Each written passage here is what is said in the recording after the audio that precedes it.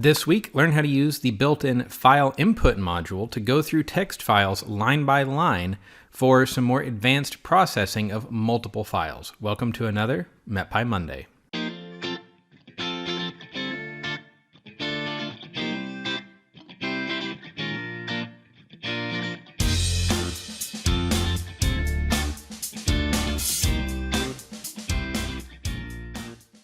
Hello, I'm John Lehman, a software engineer for Unidata. On this week's MetPy Monday, I want to show you about a built-in module to Python that I had actually never used before, but found to be pretty handy for doing line-by-line text processing. So maybe you've got some files that pandas can't easily handle, and you're having to go line by line. You could make a function and make a glob and go over those. But in this case, I'm going to consider two Mesonet files. These files are consecutive, 2 days, the same station, and I want to go through and pull out the air temperature from each of them. Now, sure, you could do this with pandas, but the way I want to show you here is processing both of those files as if it was just one long file. And with a context manager, Python handles opening and closing these files for you. So the first thing we need to do is import file input. If we look over here, I've got two simple files that we'll start with, file1.csv, file2.csv. So you just have a column that says file1 or file2, a column that says line 1, 2, 3, and a column that says thing 0, 1, 2. Likewise for file1. So I'm going to go through both of those, and we'll just do the simplest example here. So now I'm going to use my context manager with file input files equal, and then a tuple or a list of my files. So file1.csv, file2.csv, and then I'm going to open that using the handle f. So this is much like saying with open file1.csv as f, but you see it's handling multiple files. Then I'm just going to say for line in f, print line. So what did this do? It has gone through those files in the order that I passed them. So you see file 1, line 2, line 3, file 2, line 1, line 2, line 3. So effectively, file input has made multiple files appear as one large file that was these things concatenated in the order that I've specified. So that's really handy for things like time series data files. There are a few other little tidbits that we can ask from file input. So for example, I can say file input dot file line number and file input dot is first line.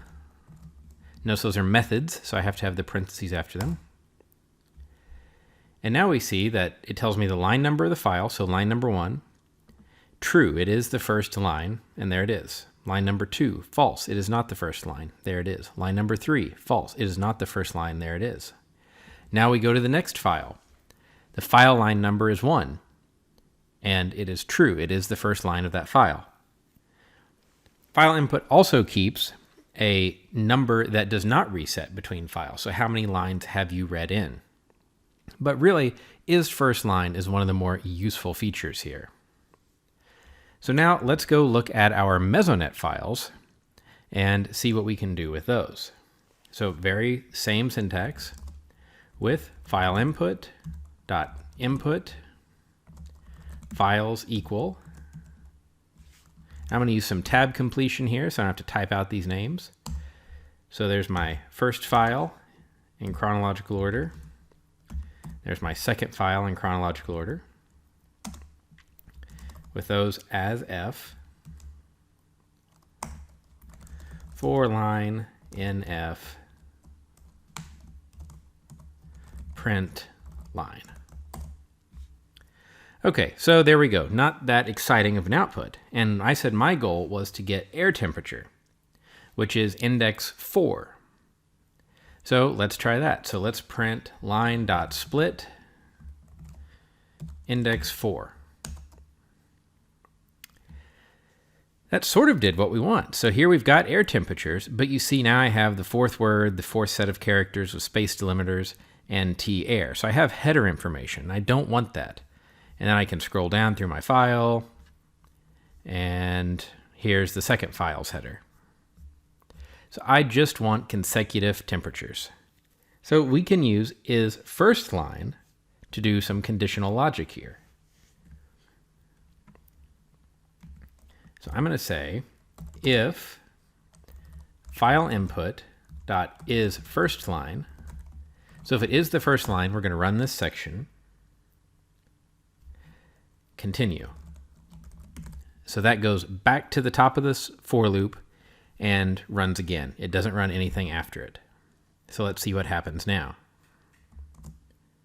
Well, we got rid of the first line. That's exactly what we wanted to do. But there's still two more header lines. So I'm going to write a quick single line for loop in here.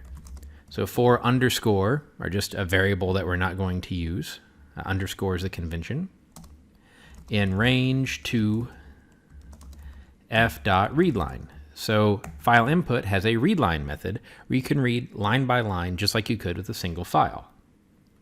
So that's going to do 2 read lines to get rid of these next 2 rows, and then we should have 19.6 as our first row. And there it is. Now we can scroll down, and we see that we have successfully gotten all the temperature values from these 2 files with no header lines in just a few lines of Python. We're not globbing over anything, we're not looping over anything, and in some scenarios, depending on your data, this may be the most efficient way to do this. It's also just a really handy tool to make multiple files appear as one. Maybe you have several files of command sequences that you need to run to initialize, set up, and run a model or something like that. This can read through those multiple files with ease and then issue those commands. So I hope that you found the file input module useful, and I'll see you on next week's MetPy Monday.